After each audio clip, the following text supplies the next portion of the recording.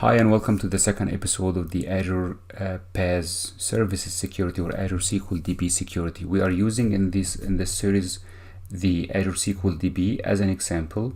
However, whatever we are saying here will be applicable as well for other PaaS services like storage, like Event Hub, and many others. So in the first one, we used Azure SQL DB from a virtual machine inside a VNet without using service endpoint. So that was the first episode and we finished this one. I'll put the link under this one in the description. For the second one here, the current one, we will start using the service endpoint. So what's the service endpoint? Service endpoint, basically we are extending our VNet. If you can imagine that our VNet is extended this way, so the VNet will be reaching outside services like Azure SQL DB. We have to define what service, we have to specify what service we are targeting. In our case will be Azure SQL DB, and we have to specify this. Then after we do this, when we go to the Azure SQL DB and start monitoring who is connected, we will find that the virtual machine is actually connecting using its own private IP, not a public IP. That's the main difference between connecting with and without the service endpoint. Without the service endpoint, there has to be a public IP, either the VNet public IP, or if you are using a firewall, will be the firewall public IP. So we'll start this in the first demo to see the effect of extending the VNet using service endpoint, and in the second demo we'll see how can we use the firewall to select specific VNets to be allowed only on the Azure SQL. So in this demo we'll start by seeing what is the virtual network, what does it look like before the service endpoint and then after the service endpoint. Let's go to the hub virtual network that we drew before in our diagram, and as we can see here, we have some network interfaces connected. One of them, I know that it's coming from my virtual machine in the default subnet. So I want to go to this network interface, and the best way to see this difference is to see the effective routes for this specific network card. And it's loading. As you can see here, all the IPs in the virtual network is inside the virtual network itself. We have a routing for the VNet peering. We have another one for the virtual network gateway. We'll discuss these later. But for now, everything is going from my virtual network either to the same virtual network itself or to the other virtual network that happen to be connected to it. You can see as well there is a routing here going to the internet, and it's allowed to go to the internet. However, there is nothing specific to the Azure SQL DB. So let's keep this in mind, and then we'll go and allow the service endpoint for the SQL databases.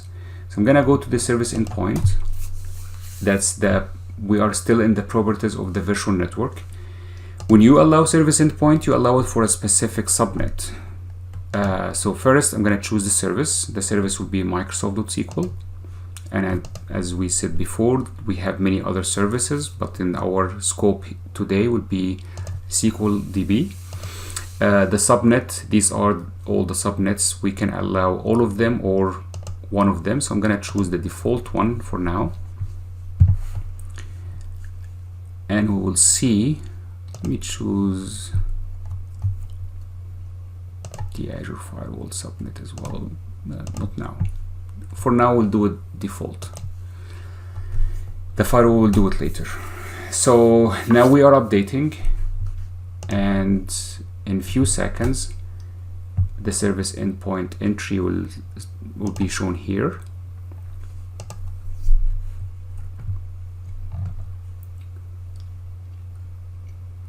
While this is happening, I'm going to return back to see the virtual networks interfaces, and I will click on this network interface.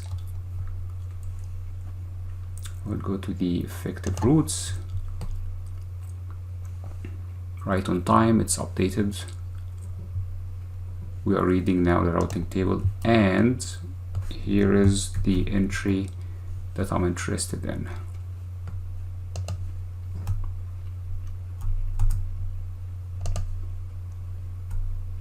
Now we can see here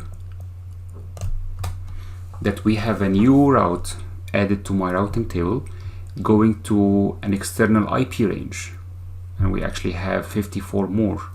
This goes to all the IP ranges already registered in Azure that we have Azure SQL DB services hosted at, and it tells me that this is going to virtual network service endpoint. So this is the effect of having the endpoint or service endpoint in my VNet. Okay, let's continue. In this case, I'm gonna return back to my SQL database just to check our firewall settings to show it to you.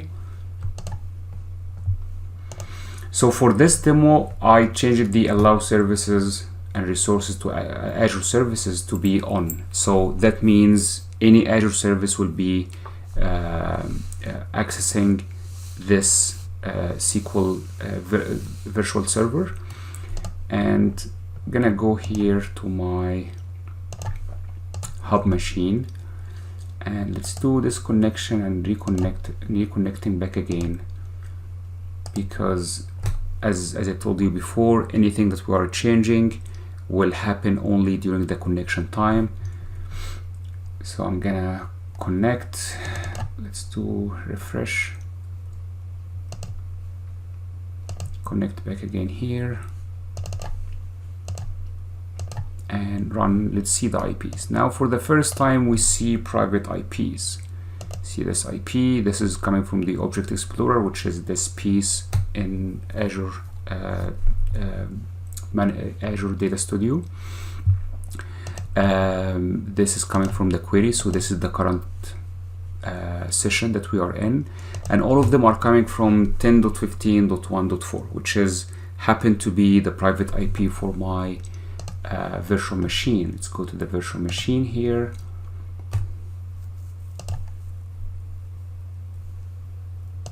The hub VM, and the private IP is 10.15.1.4. Okay, so this is the first demo today. Now, before we continue for the second step or the second demo, we need to make sure that we understand what we are adding for this diagram. So in the second demo, what if we have another VNet? So let me draw my second VNet, and I will call this my spook VNet, okay, which is paired with the first VNet. So we have the typical hub and spook model where there is a hub and we have many networks connected to the same hub, and then all the traffic will be routed to this hub and then go to the Azure SQL DB. Now, how can we do this? We have here a virtual machine that will be the spook VM, and then what we need to do, and what I'm gonna show you now, how can we have both networks connecting to the Azure SQL DB through the Azure firewall that we are having here. In this case, what do we need to do? For the subnet that has the virtual machine, the default subnet in the hub VNet, we need to have the user-defined routing, the same one that we had before, that will take the traffic to the firewall, and then from the firewall we need to connect to the Azure SQL DB. That means we need to have the service endpoint attached to, so let me delete this part.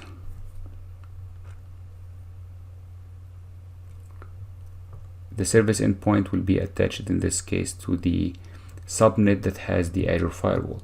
So the traffic will go from this machine to the Azure firewall, and the Azure firewall has to take the traffic to the Azure SQL DB. The spook will be the same. we will have a user-defined routing. Actually, I'm using the same one. I'm just associating the same routing table to two different subnets that will take the traffic, send it through the peering, and in this case, the peering has to have specific properties or configurations set. The peering will take the traffic, will send it to the Azure Firewall, and the Azure Firewall will have it. If what we are doing is correct, then in the Azure SQL DB, all the IPs that we should see from all the connections will be coming from the private IP of the firewall. So that will be the firewall private IP. Okay. So let's jump to the demo. Okay, so this is our resource group that has all the resources. Let's go to the network. Now we are introducing the second network, which is the Spook network, and both of them are in Azure. This is the Spook network. The address space for it is 10.20, and we had to create a peering relationship between the Spook and the hub, and this is the peering relationship. When I go and check the properties, so the most important parts here is configuring for forwarded traffic. So what does it mean? If you look back here to our diagram, forward traffic means if there is traffic going through this pipe, which is the peering between the Spook and the hub, and this traffic is not destined to go, like the final destination for it is not for the hub, let the peering carry it over and the hub will take care of it, because the traffic going to the Azure SQL DB does not have, the destination is not inside the hub, the destination inside the Azure SQL DB. So in this case, we are telling the peering, just take it, and then we will find a way to handle the traffic after. So let's take this out. And here, this is the configuration that is important for us in this case. There is other configuration related to the gateway, which we will not need it until now, until we complete the whole diagram and the whole environment. For now, this is what we need for the peering. All right, so what's the next? The next is for the routing table. Let's go to the subnets, and I have only one subnet. I will click on it here, and the routing table is hub routing. So what's inside this hub routing? We saw it before in the previous demo, but let's see it again. Hub routing is a routing table associated with two subnets. We saw one of them, which is the inside the Azure Spook, and the routes here, it's only one route, which is anything going to the internet has to go first through the internal IP for the Azure Firewall. And because of the peering relationship between the two networks, the Spook network can have access to the hub network and the firewall that is part of the hub network. Okay, so what's next? Let's go to the firewall itself, because the traffic will reach the firewall and the firewall has to take care of the traffic routing. In this case, let's go to the firewall, and I will go to the rules. Again, the important part for us is the network rule, and in the network rule we are saying here in this one, give it a name, it's to SQL. Whenever we have a traffic going to the SQL, any SQL DB, you just let this traffic go. Okay, all right. One of the configuration that we need to pay attention for the proof if this is working or not is the private IP address for this firewall, because if what we are doing is correct, the Azure SQL DB should see only one IP coming to it. The client will be always this IP, 10.15.3.4. Okay, so keep this in mind, and we'll get back to this one. What's after that? After that, the Azure SQL DB itself. Now, the service endpoint, which is the connection between the hub and the Azure SQL DB, we need to investigate it. And in this case, I'll go to the virtual network the hub network, and I will go to the service endpoint here, and we see that the service endpoint is only attached to the Azure Firewall subnet. That's the subnet that has the Azure Firewall. I actually removed the service endpoint from the default, because if it still exists in the default, that means the virtual machine in the default will connect directly to the Azure SQL DB without going to the Azure Firewall. So I had to remove it, and I have only one part that is connected to the Azure SQL DB through the service endpoint, which is the only subnet that has the firewall in it. Okay, so now we understand the traffic flow. Let's go to the last part, which is the database itself.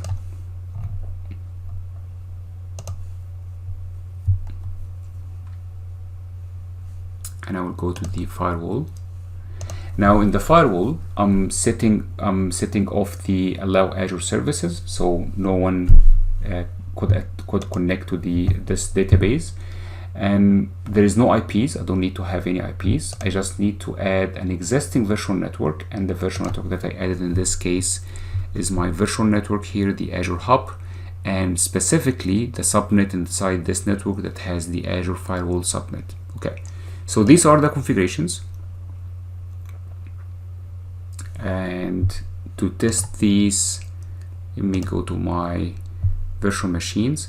Let's go first to the hub virtual machine. This is the virtual machine that inside the hub virtual network. So it's directly connected to the SQL DB through the subnet that has the firewall. Again, let's disconnect, and then connect back again. Here we'll do refresh, and here we'll do connection. And as expected, all the connections are coming from the same IP, which is 10.15.3.5. This is the IP of the Azure of the Azure Firewall. That goes both ways, either from the hub or the spook. So we have the spook virtual machine here. The same thing. We are connected. And if I want to check my session,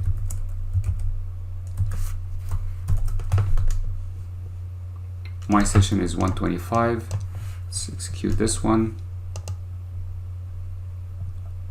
125 here, and I'm connected through my Azure Firewall. Okay, so this is the demo where we are having a spook and hub model, and everything is connected to the Azure SQL DB through the Azure Firewall.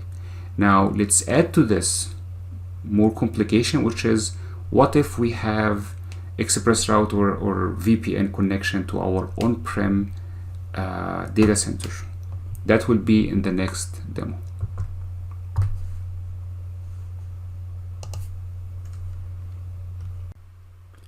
The last piece of our topology, where we are adding here the on-prem part.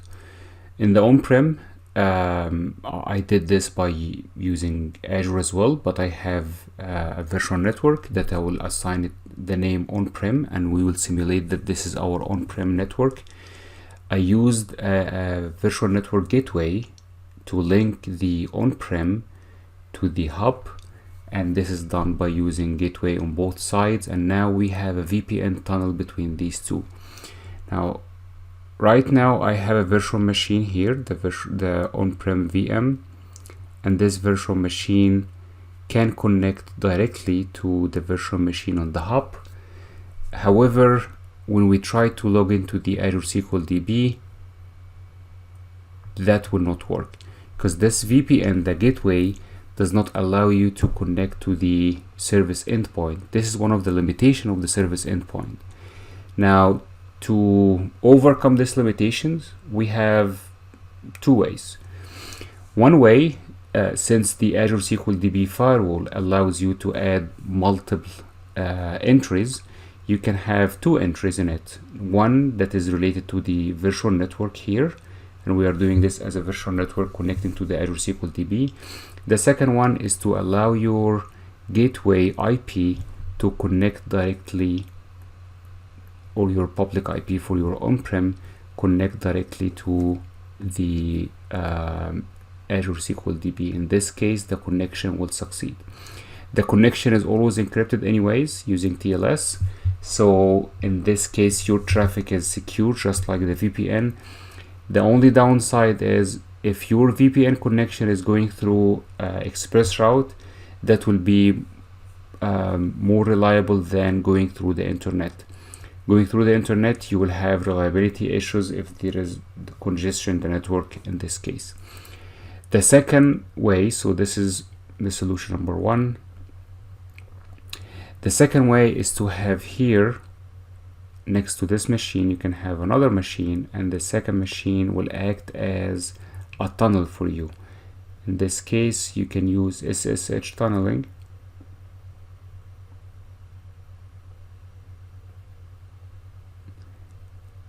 And instead of connecting directly to the SQL DB, in your connection string in your application, you will be connecting to the tunnel. And in this case, that will go through the VPN, and that will be the solution number two. I will show you solution number one briefly in the coming demo. In this demo, we'll look here at connecting from the on-prem. So I have my on-prem machine, and I'm gonna use the Azure Data Studio, connecting to the SQL server here. Let me take the name quickly.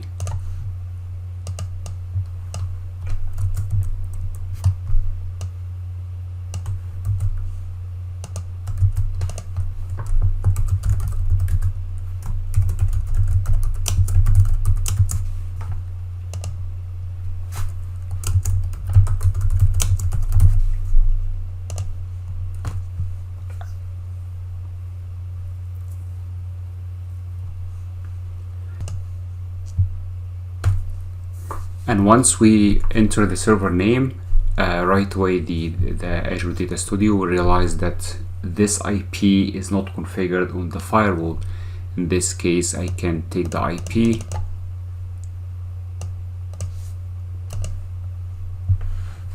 and I can add it here using add account, or I can directly add my IP on the firewall.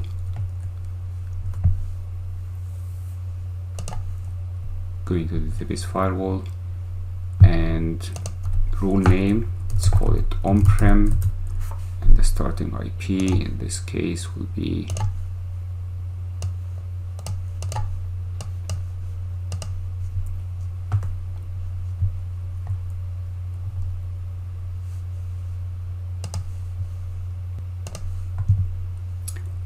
we enter the IP, we'll save it.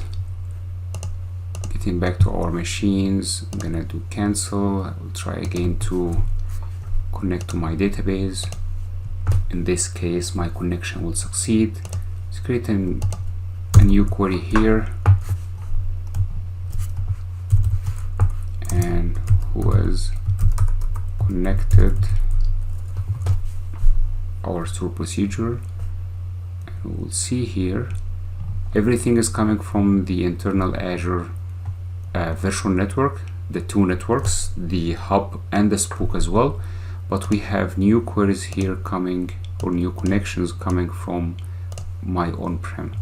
Right now, if both solutions are not adequate for us, because going through the internet you will have the reliability issues, using the SSH tunneling here, that's will have, like, this machine will be in this case a single point of failure, so all the availability that we are getting from our Azure SQL DB will be limited, because every time we are connecting we have to connect to this machine. If this machine is down, we cannot continue the connection.